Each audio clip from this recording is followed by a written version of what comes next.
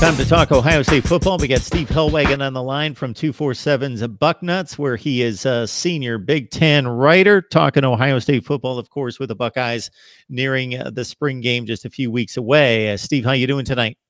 Doing great, Mark. What's going on?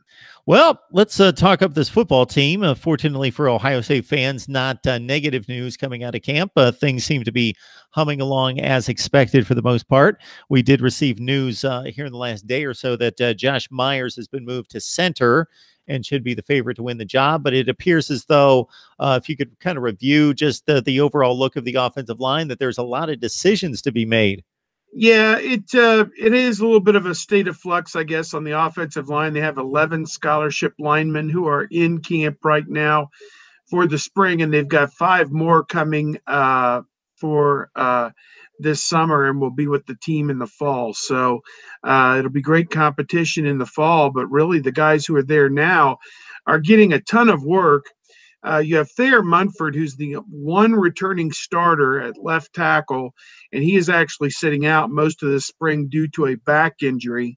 So he has not been getting a whole lot of reps, or actually hasn't practiced at all, I should say. The remaining guys at tackle right now, there's 3 guys. Brandon Bowen, who was an offensive guard for Ohio State 2 years ago and sat out last year after having a broken bone in his leg. It needed several surgeries to get it corrected. Right now, we're waiting to see on him. He's back healthy, and he could be a mainstay at one of these tackle positions, probably the right tackle position once Thayer Munford comes back. And you have Josh Alabay, who was a backup last year, filled in at the end of the year. And then, of course, you've got redshirt freshman Nicholas Petit-Ferrer, who is also doing quite a job right now and really turned a lot of heads. So my guess is it'll end up with Munford and Bowen as the 2 starters, with Alabay and Petit-Ferrer as the backups at the tackle position. The guard position, you have Wyatt Davis, who started the Big Ten championship game in the Rose Bowl after Demetrius Knox went out with an injury, and he is getting rave reviews. He's done an outstanding job. I fully expect him to be manning one of the guard positions. Right now, the other guard position is Gavin Cupp, and he's a guy that's been in the program. I think he's a third-year sophomore, maybe a junior at this point. Let me just, for the interest of getting this right, he is actually a 4th-year junior. So he's been kind of biding his time, and he's in there right now at guard. Although my belief is that when Jonah Jackson, who's transferring from Rutgers, enrolls in the summer, and he started 2 seasons at Rutgers, one at center and one at guard. It's my belief that I think Jonah Jackson's probably going to be the guy at that other guard position. And that leaves the center position. And right now you've got Josh Myers is getting all the first-team reps there. He is backed up by Matthew Jones, a redshirt freshman. He was an outstanding prospect coming out of New York. And then they've got Harry Miller, who is a true freshman, who is, believe it or not, currently on a mission trip to Nicaragua to finish out his high school year at Buford, Georgia High School. And he has actually been FaceTimed into meetings at Ohio State with the offensive line coach, Greg Studrawa, to discuss with him what it's going to take for him to play as a true freshman. So while he's not on campus, this is how it is in 2019. You've got FaceTime to bring you up to date on where you need to be. So that'll give you an idea of what the 2 deep kind of looks like right now. I think between those 7 or 8 guys, they're going to find a great 5-man unit to take this thing forward, which is unusual when you only have the one guy who was a starter on the team last year. Bowen was a starter for half the season the year before, so you have to kind of put a star by that. And Jackson was a starter for 2 seasons at Rutgers. If, in fact, he comes in and takes that guard position away from Cupp, then you'll at least have some guys with some starting experience, even if it wasn't at Ohio State and it wasn't last year. Well, good for Jack Miller. I'm expecting that he's going to come back from that experience a better young man. That's certainly good work out of him in helping others in need there. We did talk to Coach Day on Monday. We'll have a chance to talk to him again on Friday, I believe, of this week. And then probably or Wednesday of next week, we have an interview session with him to kind of preview the spring game. The spring game is set for Saturday, April the 13th. It will be at noon Eastern time.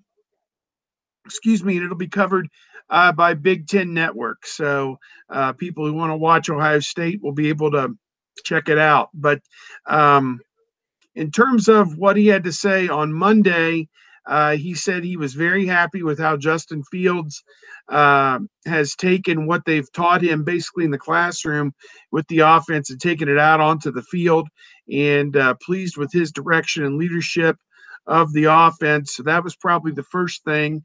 You get beyond that, they talk about how they want to go with veterans at the wide receiver position, which would be Austin Mack, perhaps at the flanker, moving over from split end, Benjamin Victor at split end, and KJ Hill as the H receiver.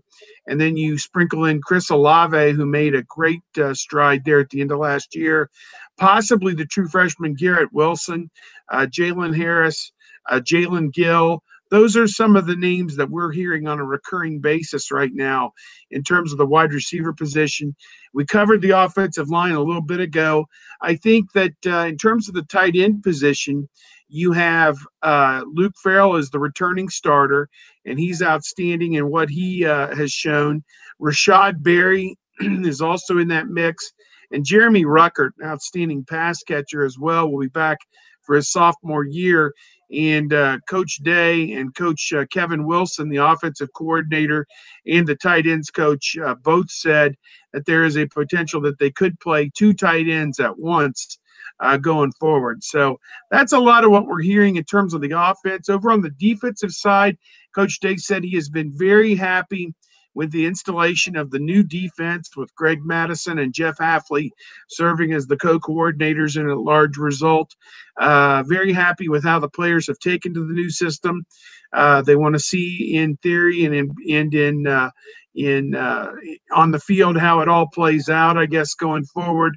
And again, it's kind of hard to gauge when you're going against Ohio State's offense, which may do certain things. You may see other things, obviously, in the fall, and people may find other ways to attack the defense. But I think that they are very excited about getting back to playing outstanding defense at Ohio State in 2019.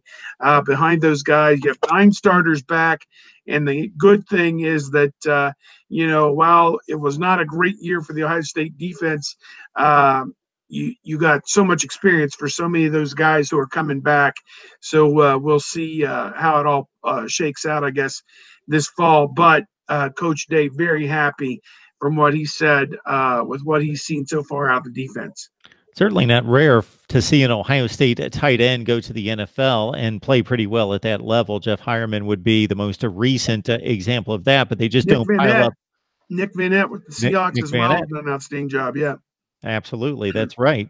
But it's certainly not uncommon just to see that they're not a focal point at the offense. As I review some of the tight end numbers here from last year, Luke Farrell, 20 catches for 205 yards and a touchdown. Yeah, they didn't use him very much. For 78.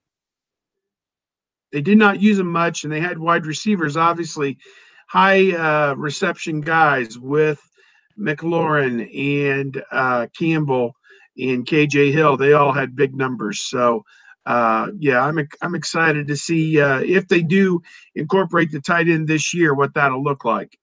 All right, Steve. Thanks for stopping by. We always appreciate the time. Hopefully we can track you down next week and get everyone set for the spring game. Yep. All right.